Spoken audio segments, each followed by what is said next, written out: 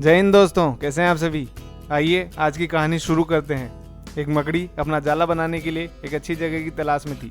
वह चाहती थी कि उसका जाला ऐसी जगह हो जहाँ ढेर सारे कीड़े मकोड़े और मक्खियाँ आकर फंसे। इस तरह वह मज़े से खाते पीते और आराम करते अपना जीवन बिताना चाहती थी। उसे एक घर के कमरे का कोना पसंद आ गया और वह वहाँ जाला बनाने की तैयारी करने लगी। उसने जाला बुनना शुरू ही किया था कि वहाँ से गुजर रही एक बिल्ली उसे देख जोर जोर से हंसने लगी। मकड़ी ने जब इसका कारण पूछा तो बिल्ली बोली, तुम कितनी बेवकूफ़ हो, तुम्हें दिखाई नहीं दे रहा जगह कितनी साफ़ है, यहाँ कुछ नहीं मिलेगा, तुम्हारे जाले में कौन फंसेगा। बिल्ली की बात सुनकर मकड़ी ने वो कमरा छोड़ दिया और दूसरी जगह की तलाश करने लगी। उसे बाहर एक खिड़की दिखाई दी और वह वहाँ जाला बुनने लगी। उसने आधा जाला बुनकर तैयार कर लिया था, तभी वहाँ एक चिड़िया आई और उसका मजाक उड़ाने लगी और बोली, अरे तुम्हारा दिमाग ख़राब हो गया है क्या, जो इस खिड़की पर जाला बुन रही हो। तेज़ हवा चलेगी और तुम्हारा जाला उड़ जाएगा।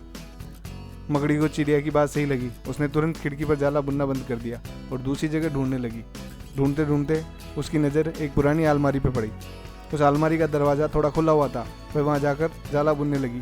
तभी एक कॉकरोच वहाँ आया और उसने बोला, इस जगह पर जाला बनाना व्यर्थ है, यह अलमारी बहुत पुरानी हो चुकी है, कुछ ही दिनों में इसे बेच दिया जाएगा, तुम्हारी सारी मेहनत बेकार हो जाएगी।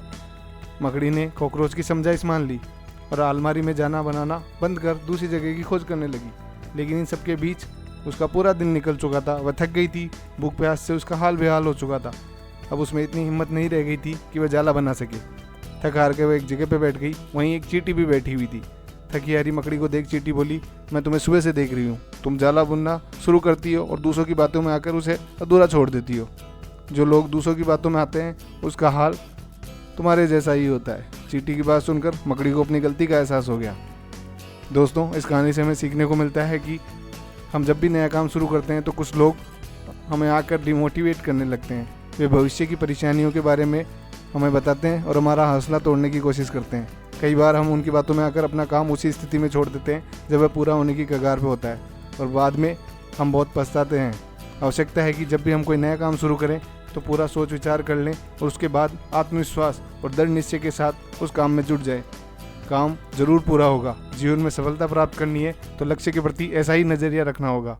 तो दोस्तों, कैसी लगी हमारी आज की कहानी। अगर आपको पसंद आई हो तो लाइक करें, शेयर करें और ऐसी ही शॉर्ट मोटिवेशनल स्टोरीज देखने के लिए हमारे YouTube चैनल को सब्सक्राइब करें। धन्यवाद।